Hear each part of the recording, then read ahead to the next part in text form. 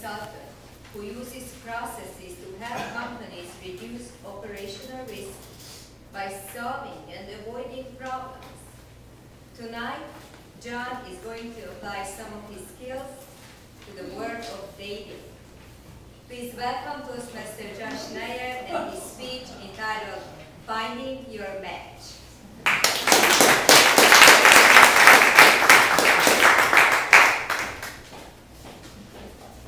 How many of us remember our very first date? You know, the one where you knew it was a date, and so did the other person. Remember how nervous you were? Were you ready to go on a second date after that first experience? Madam Toastmaster, fellow Toastmasters, and most welcome guests, I remember my first date in high school. Her name was Luann. I was 15, very shy, and a little bit awkward. My friends gave me all sorts of advice, things to say, things to do, things they do. Guys are big talkers, you know. They put a lot of pressure on me. My mom had to drive us. Just a little bit more pressure there. I remember the first time I kissed Luann. I was 28.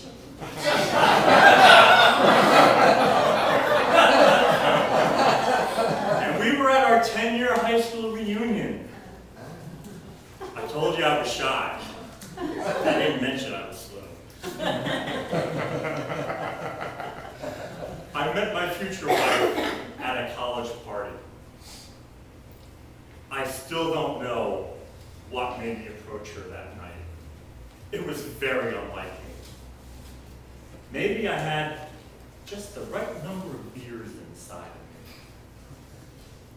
me. Maybe I had the wrong number. I was 25 when we got married, and we divorced 27 years later. I've been with the same woman, one woman, my entire adult life. Now what?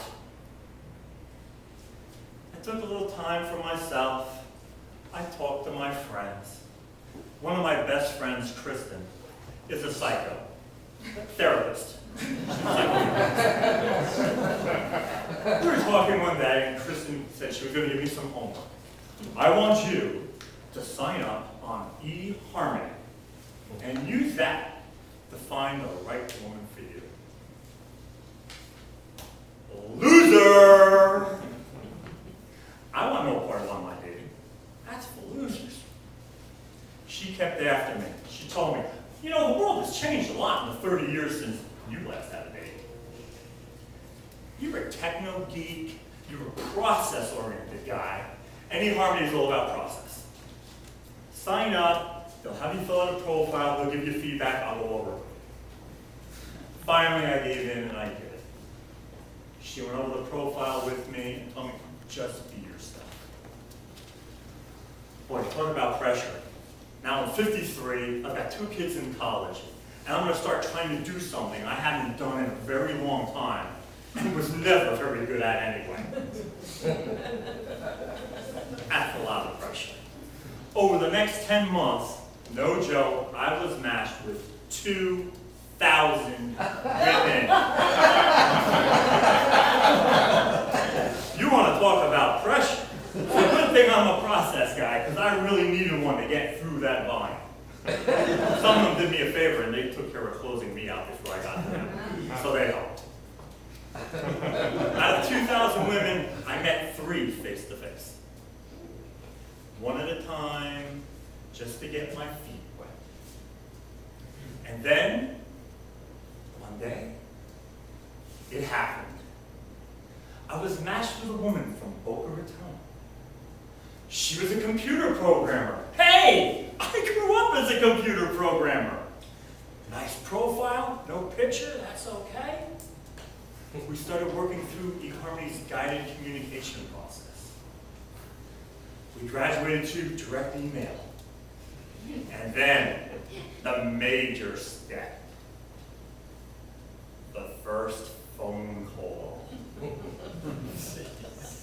Started a little tentative, some small talk, talking about eHarmony, got into what we do, and then she let it slip. She's a former high school math teacher. Now I've got something. I love math, and I told her so. In fact, I said, perhaps you can help me get the answer to a question I've been struggling with for over 30 years. She sounded a little surprised, but she said she'd give it a shot. I said, great. Have you ever taught calculus? She said, well, I taught pre-calculus. Good enough. Where can I find a conical-shaped bathtub that when the drain is open halfway and the faucet is open 3/4 of the way, will overflow in 15 minutes? I've been at every plumbing supply store on the East Coast, and they look at me like I'm crazy. Risky question. She started laughing right away. That's a real good substitution. And then she says, oh my God, you're one of those. I said, my dear, I am their king. We both laughed, and when I hung up, I couldn't wait to meet her. The next day, I see my friend Kristen, you know, the psychotherapist.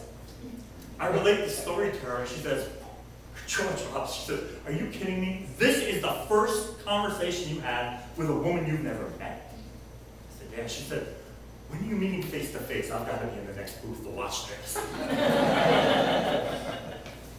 We met on September 11th, 2008, over lunch, without Kristen.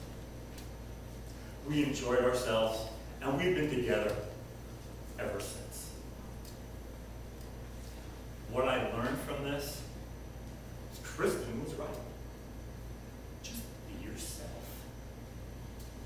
When I think of all the posturing and pretending people go through, trying to impress someone for a date, I can't believe it.